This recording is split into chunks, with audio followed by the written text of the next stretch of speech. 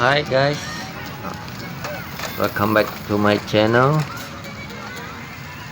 Saat ini kami sedang berada di sebuah objek wisata keluarga ya, yaitu Istana Maimun, berada di Jalan Brigjen Katamso, Kota Medan.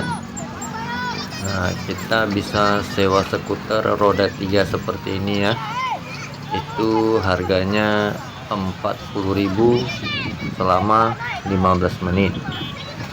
Nah, jadi kita bisa keliling-keliling di seputaran lapangan di sini ya.